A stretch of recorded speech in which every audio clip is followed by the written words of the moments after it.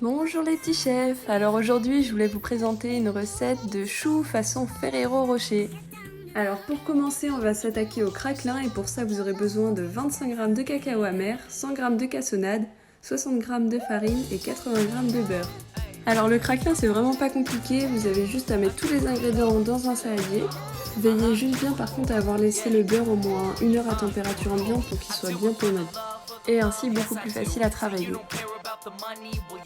Alors on va venir bien malaxer le tout à l'aide de la main, il n'y a pas besoin de robot ou quoi que ce soit, moi je le fais directement à la main, c'est beaucoup plus simple. Et une fois que votre pâte est devenue bien homogène, on va en faire une boule. Ensuite, à l'aide de 2 feuilles papier cuisson, je vais venir poser ma boule entre deux, que je vais venir aplatir à l'aide de la main, et que je vais ensuite étaler à l'aide d'un rouleau. Le but c'est d'avoir 1 à 2 mm d'épaisseur. Une fois le craquelin bien étalé, on va le réserver au frais.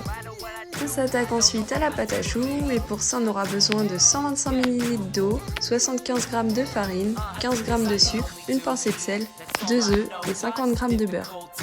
Alors dans une casserole qu'on va porter à feu moyen, on va ajouter l'eau, le beurre, la pincée de sel et le sucre. On va venir porter le tout à ébullition. Une fois que notre mélange bout, on va ajouter la farine d'un seul coup qu'on va mélanger à l'aide d'une maryse. On va ensuite venir bien dessécher la pâte pendant 1 à 2 minutes. Cette étape elle est hyper importante, autrement vos choux risquent de retomber à la cuisson. On obtiendra ce qu'on appelle une panade. Je vais placer ma panade dans un robot pour enlever toutes les vapeurs. Parce que si on laisse notre panade aussi chaude et qu'on y ajoute directement nos œufs, il risque de coaguler. Et je vais y incorporer au fur et à mesure les œufs que j'ai préalablement battus. Le but ça va être de les incorporer vraiment au fur et à mesure parce qu'en fait la quantité des œufs elle va vraiment dépendre de la grosseur de vos œufs. Elle peut des fois être inexacte, on peut passer de 2 à 3 œufs ou à 2,5. Pour ma part il m'a fallu 2 œufs et demi. Donc c'est là justement que j'ai constaté que ma pâte était encore un petit peu trop épaisse et c'est là que j'ai rajouté la moitié d'un œuf. Donc là le but c'est vraiment d'obtenir une pâte qui est à la fois lisse, homogène et qui est brillante. Donc là moi je fais toutes ces étapes au robot parce que j'en ai un, mais vous si vous avez un batteur ça peut très bien faire l'affaire. Alors ensuite je viens mettre ma pâte dans une poche à douille. Donc moi ma petite technique c'est que je viens twister ma poche à douille et que je viens mettre dans un récipient. Je trouve ça beaucoup plus simple à mettre, vous allez voir comme sur la vidéo, pas besoin de le tenir, vous avez vos deux mains et c'est beaucoup plus simple. Donc je vais ensuite pocher mes petits choux sur une feuille de papier cuisson. Donc moi j'avais déjà préparé mes modèles, j'avais tracé des cercles à l'aide d'un crayon papier qui faisait 4 cm de diamètre. Donc retour à notre craquelin, donc on l'a sorti du réfrigérateur et à l'aide d'un emporte-pièce, on vient couper des petits cercles de 5 cm de diamètre qu'on vient reposer sur nos petits choux. Une fois nos choux prêts, on va venir les placer dans un four préchauffé à 180 degrés pendant 30 à 35 minutes. Et voici le résultat de mes choux après cuisson. Et maintenant on s'attaque à la crème mousseline. Alors pour ça vous aurez besoin de 3 jaunes d'œufs, 380 ml de lait, de la vanille en poudre, une demi-feuille de gélatine, 20 g plus 140 g de beurre, 30 g de maïzena et 50 g de sucre.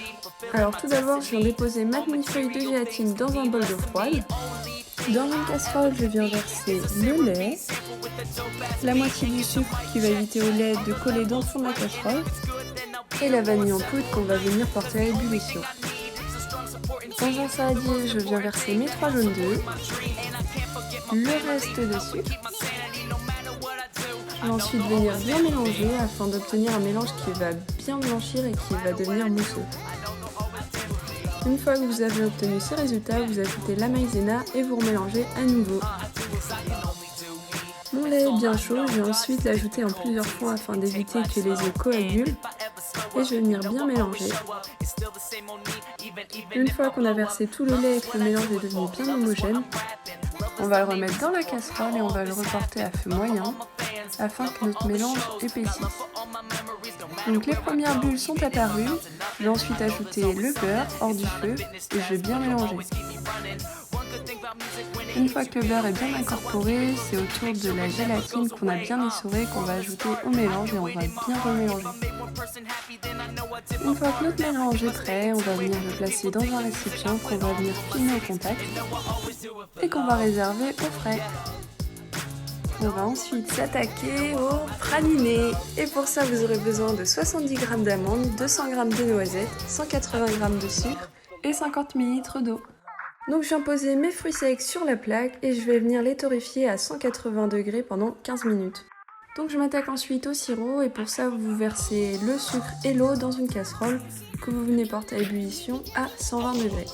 Pendant ce temps-là, je vais venir enlever les pelures de mes noisettes. Donc pour ça, moi j'ai utilisé un torchon pour venir frotter les noisettes et enlever le plus gros. Mon sirop a atteint 120 degrés, donc je vais ajouter le mélange noisettes plus amandes que je vais venir bien mélanger. Donc vous allez voir au bout d'un moment, votre sucre il va devenir tout dur. C'est ce qu'on appelle la cristallisation, c'est normal. C'est l'étape juste avant le caramel, donc pas de souci à vous faire.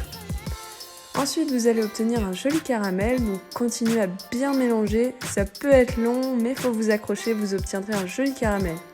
Une fois que vos noisettes sont bien enrobées de caramel, vous allez venir les poser sur une plaque de papier cuisson pour les laisser refroidir.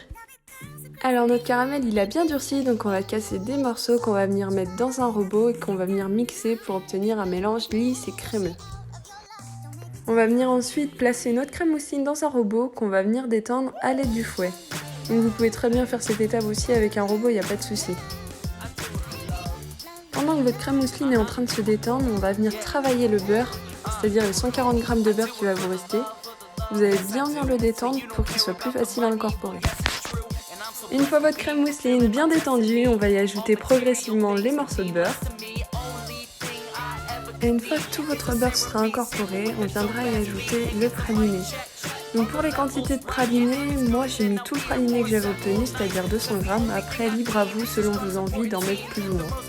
Et voilà le résultat de notre crème pralinée. Ensuite, même technique que tout à l'heure, on ne change pas les bonnes habitudes. Donc j'utilise une douille cadenée que je viens twister et je viens ajouter ma crème pralinée. Donc moi pour ma part ce que je fais c'est que je la laisse au moins 1 heure au frais après pour qu'elle soit plus facile à travailler. Donc le meilleur moment, le montage. Donc j'ai mis un Ferrero à l'intérieur de mon chou que j'ai préalablement coupé en deux. Ensuite, je suis venue le garnir de crème mousseline où j'ai préalablement laissé un trou en plein milieu pour faire un espèce de petit nid à mon deuxième Ferrero que je suis venue recouvrir avec le couvercle de mon chou. Je viens ensuite saupoudrer de sucre glace mon chou à l'aide d'un tamis pour que le sucre glace soit vraiment le plus fin possible. Et je viens décorer à l'aide de quelques noisettes que j'ai préalablement concassées. Moi je les ai cassées grossièrement au couteau pour ma part. Et pour finir ma déco, je vais y ajouter quelques Ferrero. Donc voilà le résultat d'un joli dessert que vous pourrez présenter pour les fêtes de fin d'année. J'espère que cette vidéo vous aura plu. N'hésitez pas à me suivre et à liker. Bisous et à bientôt pour de nouvelles vidéos.